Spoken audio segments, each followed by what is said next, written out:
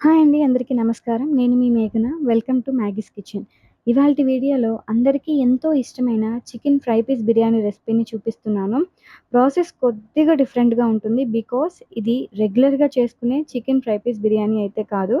Trust me guys, ఒక్కసారి ఈ రెసిపీని ట్రై చేశాక మీరే చెప్తారు వావ్! సూపర్ టేస్ట్‌గా ఉంది అని. అంతే కాదండి, ఇంట్లో ఏ చిన్న ఒకేషన్ అయినా లేక ఫ్రెండ్స్‌కి కానీ, ఫ్యామిలీస్‌కి కానీ ఇట్లాంటి ఒక డిఫరెంట్ రెసిపీని పెట్టాలి అని మీరే అనుకుంటారు. ఈ రెసిపీని ట్రై చేశాక. ఇంకెందుకు ఆలస్యం, మీరు కూడా ఈ రెసిపీని ఎలా చేయాలనేది చూసేసేయండి. ఫస్ట్ అయితే ఒక హాఫ్ కేజీ చికెన్ తీసుకొని దీన్ని శుభ్రంగా కడిగేసుకొని పక్కన పెట్టేసుకోండి. ఇప్పుడు దీంట్లోకి ఒక టేబుల్ స్పూన్ అల్లం వెల్లుల్లిగడ్డ పేస్ట్ ఏసుకోండి.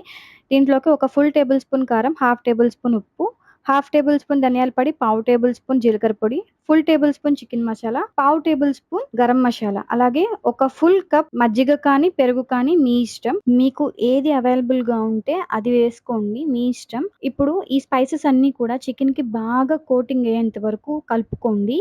ఇది అయితే మినిమమ్ 3 అవర్స్ నానాలి. లేకపోతే ముక్కకస్సలు స్పైసీనెస్ రాదు అండ్ జ్యూసీనెస్ కూడా రాదు. కనీసం 3 గంటలు నానపెట్టుకొని పక్కన పెట్టుకోండి. రైస్ కోసం కొబ్బరి పాలు తీసుకోవాలి. దానికోసం కొబ్బరి ముక్కల్ని చిన్న చిన్న ముక్కలుగా కట్ చేసుకొని, ఈ ముక్కలన్నిటిని కూడా మిక్సీ జార్‌లో వేసేసుకోండి. ఇప్పుడు కొద్ది కొద్దిగా నీళ్ళ సహాయంతో దీన్ని గ్రైండ్ చేసుకోండి. స్ట్రైనర్ సహాయంతో మొత్తం వడపోసేసుకోండి. సెకండ్ టైమ్ కూడా అదే చేయాలి. ఇది first extract milk. Second time కూడా సేమ్ ప్రాసెస్‌తో 2 చేసుకొని పక్కన పెట్టుకోండి. ఈ పిప్పునైతే వేస్ట్ చేయొద్దు. లాస్ట్‌లో యూజ్ ఉంటుంది. పక్కన పెట్టుకోండి. ఇప్పుడు స్టవ్ మీద ఒక కళాయిని పెట్టుకొని ఆయిల్ హీట్ అయ్యాక ఇందులోకి 2 ఉల్లిపాయలు సన్నగా తరిగినవి వేసుకోండి. ఉల్లిపాయలు ఒక 50% వేగాలనమాట. ఇవి వేగినాక దీంట్లోకి ఒక 2 పచ్చిమిరపకాయలు చీలికగా కోసుకున్నవి వేసుకోండి. 2 రెబ్బల కరివేపాకు, ఒక టమాటా పెద్దగా కట్ చేసుకొని వేసుకోండి. టమాటా అనేది మెత్తగా మగ్గిపోవాలి. సో, మెత్తగా మగ్గినాక మ్యారినేట్ చేసి పెట్టుకున్న చికెన్ వేసుకోండి.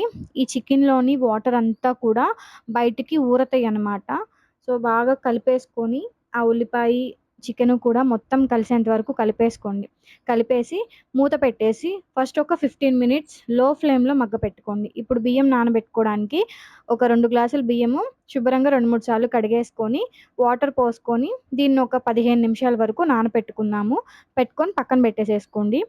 ఇప్పుడు 15 నిమిషాల తర్వాత మూత తీస్తే చూసారా వాటర్ అంతా కూడా ఎట్లా బయటికి ఊరిందో.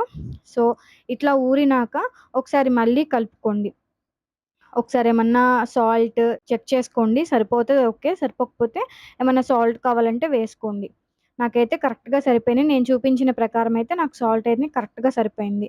సో, మొత్తం అయిపోయాక మళ్ళీ ఒక 10 మినిట్స్ మూత పెట్టి మగ్గపెట్టుకోండి. దీని తర్వాత ఇప్పుడు లిడ్ ఓపెన్ చేసి మీడియం ఫ్లేమ్‌లో చికెన్‌లోని వాటర్ అంతా కూడా ఎగిరిపోయి నూనె పైకి తేలాక ఇందులోకి ఒక గుప్పెడు పుదీనాకు, ఒక గుప్పెడు కొత్తిమీర వేసుకొని ఇది కూడా బాగా కలిపేసుకోండి. సో, ఆకు కొంచెం మగ్గితే సరిపోతుంది కదా! ఎక్కువ అవసరం లేదు. ఇప్పుడు లాస్ట్‌లో నేను చెప్పాను కదా! కొబ్బరి పొట్టనేది పడేయొద్దని. అది ఒక చిన్న కప్పు దీంట్లో వేసుకోండి. చాలా బావుంటుంది టేస్ట్. అస్సలు స్కిప్ చేయొద్దు. జనరల్‌గా పడేస్తాము. అసలు స్కిప్ చేయొద్దు. చూసారా? కొబ్బరి వేశాక ఆయిల్ పైకి తేలింది కదా! అంతే. క్లోజ్. దీన్ని పక్కన పెట్టేసేసుకోండి. ఇప్పుడు పొయ్యి మీద బిర్యానీ పాట్‌ని పెట్టుకొని ఆయిల్ హీట్ చేసుకోండి. ఆయిల్ హీట్ అయ్యాక బిర్యానీ స్పైసెస్ వేసేసేయండి. ఇవన్నీ డిస్క్రిప్షన్‌లో ఇస్తాను. మెన్షన్ చేస్తాను. ఒకసారి వెళ్లి చెక్ చేయండి. అవి హీట్ అయ్యాక ఉల్లిపాయలు, పచ్చిమిరపకాయలు బారుగా కట్ చేసుకున్నవి వేసుకోండి. ఉల్లిపాయలు బాగా వేగిపోవాలి. వేగిపోయాక గుప్పెడు పుదీనాకు, గుప్పెడు కొత్తిమీర వేసుకొని ఆకును కూడా బాగా వేయించుకోండి. ఇప్పుడు దీంట్లోకి ఒక టేబుల్ స్పూన్ అల్లం వెల్లుల్లి పేస్ట్ వేసుకోండి. అల్లం వెల్లుల్లి పేస్ట్ వేగాక దీంట్లోకి చిటికెడు పసుపు, కొద్దిగా గరం మసాలా వేసి ఈ మసాలాలన్నీ కూడా వేగేలాగా వేయించుకోండి. ఇప్పుడు దీంట్లోకి నానబెట్టుకున్న బియ్యం వేసేసి బియ్యాన్ని ఇరగనివ్వకుండా కాస్త స్లోగా కలుపుకోండి.